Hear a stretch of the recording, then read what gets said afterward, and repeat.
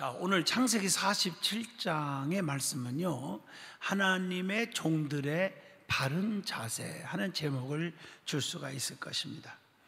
자, 애굽의 총리 요셉은 언제 어디서나 누구를 만나든지 마음을 다하여 상대방을 정성껏 섬겼습니다. 요셉처럼 우리도 직장이나 가정, 교회에서 어디서든지 하나님의 종으로, 하나님의 일꾼으로 바르게 살아가려면 어떤 자세를 가져야 하는지 오늘 창세기 47장을 통해서 교훈을 얻고자 합니다. 첫째는 본문 1절로 12절까지 답이 나옵니다. 형제들의 현실적인 문제를 잘 해결해 주어야 합니다. 요셉은 자기 아버지와 형제들이 애굽에 왔음을 바로에게 정중하게 알리고 오늘 본문 1절 보니까 인사를 시킵니다. 그리고 형들을 바로에게 보내어 직업을 말하게 하고 가나안 땅에서 가까운 고센 땅에 거하게 해달라고 오늘 본문 2절로 4절 보면 요청을 하였습니다. 요셉이 이렇게 요청한 이유가 있습니다. 언젠가 자신의 가족들이 고향 땅으로 돌아갈 것을 미리 알았기 때문입니다. 자, 본문 5절로 6절 보면 요셉이 원했던 대로 야곱의 식구들은 고센 땅을 얻었다고 하는 말입니다. 그리고 7절 보면 요셉은 아버지 야곱도 바로 왕에게 소개를 했습니다. 이때 야곱은 바로 왕을 본문 10절에 보니까 축복을 합니다. 세상적인 안목으로 볼 때는 야곱이 바로를 축복하는 것은 아주 우스운 일이잖아요. 그러나 신앙적인 눈으로 볼 때는 하나님의 백성으로서의 긍지가 넘치는 장면입니다. 아브라함, 이삭, 야곱 족장시대라고 그러죠. 하나님의 신실한 종으로서, 족장으로서 그 왕에게 축복을 비는 것은 당연하다고 봅니다. 오늘날 많은 사람들은 조금 돈이나 있고 권세나 좀 짊어지면 명예와 권세가 있다고 목에 힘을 주면서 주의 종들을 또 하나님의 자녀들을 짓밟고 우습게 여기고 무시하는 경우가 오늘날 이 땅에 얼마나 많이 있습니까? 이게 앞으로 세월이 흐르면서 큰 코다칠 날이 오는 것입니다. 하나님이 세운 주의 종들과 하나님의 자녀들을 짓밟거나 무시하거나 그러면 안 되는 것입니다. 하나님이 붙드는 사람을 건드리면 안 되는 것입니다. 오늘도 야곱은 분명히 그 왕이지만 왕 앞에 배려해 준 왕 앞에 축복을 빌어준 모습을 보게 되면서 우리도 담대하게 세상을 향하여 우리가 기죽지 말고 복을 빌어주는 그런 믿음의 담대한 백성들이 되시기를 바라겠습니다. 우리가 하나님의 자녀라면 우리는 세상에 어떤 권세를 가진 자라도 더 큰 권세를 가진 자가 하나님의 자녀임을 아셔야 합니다.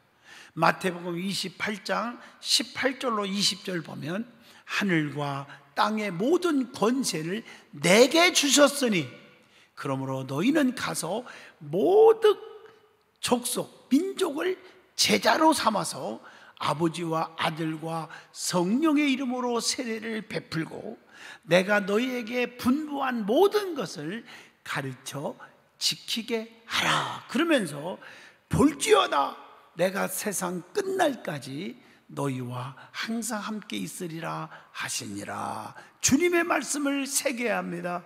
그런데 여기서 우리가 퀘스천 마크를 붙입니다. 아니 예수님이 하늘로 승천하신 분이 어떻게 우리와 항상 함께 있겠다고 하는 거냔 말이에요. 볼지어다 세상 끝날까지 내가 너희와 항상 함께 있으리라. 그 말이 무슨 뜻이냔 말이에요. 그것은 보혜사 성령님을 통해서 우리와 함께 하시겠다는 보장이요 약속입니다. 지금 우리 예수님은 하늘에 계시지만 이 땅 위에 성령님을 보내주셔서 우리와 늘 임마누엘 해주시고 계심을 확신하시기를 바랍니다. 그래서 두려워하거나 떨거나 괴로워하거나 낙심하거나 초조해하거나 여러분 포기하는 일이 없기를 바랍니다. 하나님은 성령님을 통해서 지금도 우리를 지켜주시고 인도하시고 보호하고 계심을 확신하시길 바랍니다. 그리고 성경에 하나님께서는 우리를 통해서 세상을 축복하기를 원하신다는 거지요. 스가랴 10장 5절로 6절 보면 내가 유다 족속을 견고하게 하며 요셉 족속을 구원할지라. 내가 그들을 긍휼히 여김으로 그들이 돌아오게 하리니 그들은 내가 내버린 일이 없었음 같이 되리라. 나는 그들의 하나님 여호와라. 자, 그리스도인들은 언제 어디서나 사회적 신분과 소유를 넘어서 축복하는 사람이 되어야 합니다. 또 요셉은 가족들의 의식주 문제에 대하여 세심한 관심을 가지고 그들을 돌보고 있었다는 사실을 본문 2절로 11절을 통해서 우리에게 가르쳐 주고 있습니다. 마찬가지로 주님께서도 우리의 의식주 문제에 관심이 너무나 많이 갖고 계십니다. 그게 성경에 나오지요. 마태복음 6장 25절로 34절에 기록되어 있음을 알 수가 있습니다. 자, 이렇게 요셉은 자기의 가족들, 즉 하나님의 백성들의 현실 문제를 잘 해결해 주었다는 것입니다. 자, 그렇다면 우리는 우리의 가족들과 믿음의 형제들의 의식주 문제에 어느 정도 관심을 보이고 있느냐 하는 질문을 던져보게 됩니다. 지금 내 주위의 형제가 배고파 울고 있음에도 나 몰라라 외면하고 있지는 않는지 생각을 해봐야 합니다. 자, 두 번째로 하나님의 종으로 하나님의 일꾼으로 바르게 살아가려면, 크리스찬으로서 바르게 살려면 어떤 자세를 가져야 하느냐. 두 번째 13절로 26절입니다. 지혜와 힘을 다해서 충성해야 합니다. 요셉의 꿈 해몽대로 7년의 풍년이 지난 후에 온 땅은 기근이 심하여 모두 굶어 죽게 되었습니다. 이때 요셉은 어떻게 했습니까? 본문 14절입니다. 곡식을 팔아 애굽 땅과 가나안 땅에 있는 돈을 모두 거두어 바로의 금고로 가져왔습니다. 애굽과 가나안 땅에 돈이 떨어진 다음에는 또 어떻게 했습니까? 15절로 22절 본문에 나오죠. 요셉은 돈과 짐승과 토지까지 사서 바로에게 바쳤습니다. 이렇게 요셉은 자기의 능력과 지혜를 총동원하여 바로를 충성스럽게 섬겼던 것을 볼 수가 있습니다.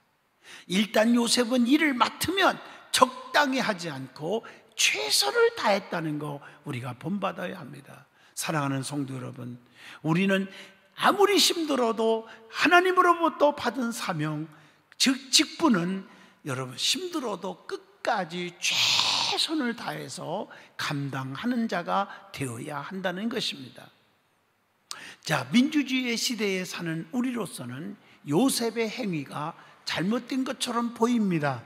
그러나 군주를 섬기는 요셉의 충성은 결과적으로는 모든 백성을 살렸고 국고를 풍성하게 했다고 하는 사실입니다.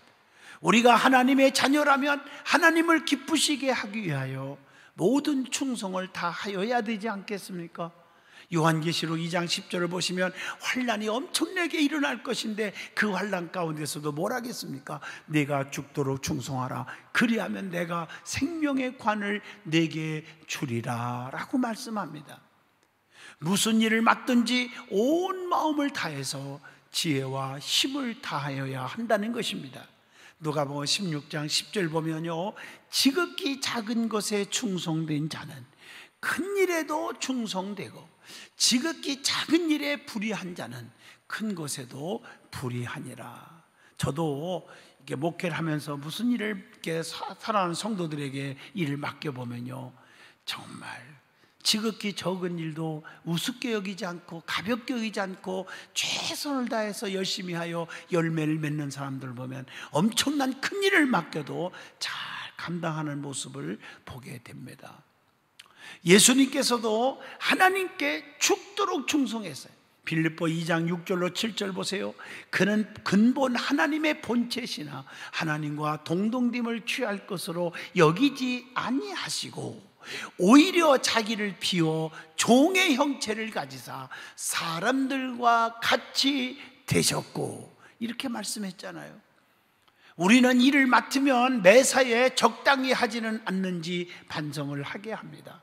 가정이나 직장이나 교회에서는 우리가 어떻게 살고 있는지 가슴에 손을 얹고 한번 반성을 해볼 필요가 있다고 봅니다. 자, 하나님의 일꾼으로 직분자로서 바르게 살려면 어떤 자세를 가져야 합니까? 세 번째, 본문 27절로 마지막 31절입니다. 약속의 땅을 소망하고 살아야 한다고 하는 교훈을 주고 있습니다. 야곱이 애굽에 온 지 벌써 17년이 지났습니다. 그동안 이스라엘 족속은 애굽 땅에 거하여 산업을 얻고 생육하며 크게 번성하였습니다. 이제 야곱은 147세가 되어 죽을 기한이 가까웠음을 본문 28절에 나오죠. 이때 야곱이 요셉을 불러서 본문 29절로 30절에 무엇이라고 합니까? 요셉에게 맹세시키면서까지 자기 시신을 애굽 땅에 묻지 말고 조상들이 묻힌 땅에 장사해달라고 유언을 합니다. 그리고 31절 보면 본문에 그리고 나서 늙은 야곱은 침상 머리맡에 엎드려 하나님께 경배하였습니다. 이렇게 야곱은 애굽 땅에 살면서도 잠시도 약속의 땅 가나안 땅을 잊지 않으셨다는 것입니다. 그의 소망은 항상 약속의 땅에 있었던 것을 알 수가 있습니다. 자, 우리는 아무리 이 땅에서 부유하고 풍부하게 권세를 누리고 내 맘대로 산다고 할지라도 우리는 나그네 인생에 불과하다는 것입니다. 나그네가 소망해야 할 땅은 약속의 땅 본향뿐인 줄로 믿습니다. 이스라엘 백성들이 출애굽할 때 그들의 목적지는 가나안 땅이었잖아요. 그런데 그들이 40년 동안 광야 생활했죠. 그들의 목적지는 가나안 땅이지 광야 생활은 아니잖아요. 그런데 많은 사람들은 착각을 하고 여기가 좋사오니 하다가 불평하고 원망하고 주의 종 모세에게 원망하고 불평하고 비판하고 하나님 앞에 원망하다가 엄청난 하나님의 징벌을 받았지 않았습니까? 우리는 영원한 천국의 소망을 두고 이 땅에 사는 동안 힘들어도 인내하고 미래의 영원한 세계에 소망을 두고 살아야 된다고 하는 교훈입니다. 우리의 소망은 무엇입니까? 새하늘과 새 땅이 있습니까? 아니면 이 땅입니까? 우리는 새하늘과 새 땅, 즉 약속의 땅 천국을 소망하며 거룩한 나그네로 함께 힘들어도 좀 불편한 것이 있어도 인내하면서 살아야 되겠다는 교훈입니다. 히브리서 11장 16절을 드립니다. 그들이 이제는 더 나은 본향을 사모하니 곧 하늘에 있는 것이라. 이러므로 하나님이 그들의 하나님이라 일컬음을 받으심을 부끄러워하지 아니하시고 그들을 위하여 한 성을 예비하셨느니라. 자, 오늘 창세기 47장의 은혜를 받았습니다. 하나님의 일꾼으로서 하나님의 자녀들의 올바른 자세가 뭔지를 깨달은 줄로 믿습니다. 이 말씀 속에 우리도 은혜가 풍성하고 또 축복이 넘치는, 그리고 영원한 천국의 소망을 두고 살아가는 성도들이 되시기를 축복합니다. 기도합니다. 거룩하신 하나님, 오늘도 말씀에 은혜 주셔서 감사합니다. 이 말씀을 삶의 도전기로 삼게 하시고 신령한 복, 기름진 복, 형통의 복을 주시옵시고 우리 든든한 성도들 가정과 사업, 직장을 책임져 주시고 건강을 지켜주시고 하나님 어려움이 없도록 눈동자같이 보호하시되 믿음이 뜨거워지게 하시고 더 하나님 앞에 간절히 기도하게 하시고 평일날은 교회 와서 더 엎드려 기도하는 모습들을 보이게 하여 주시옵소서. 존귀하신 예수 이름으로 기도합니다. 아멘.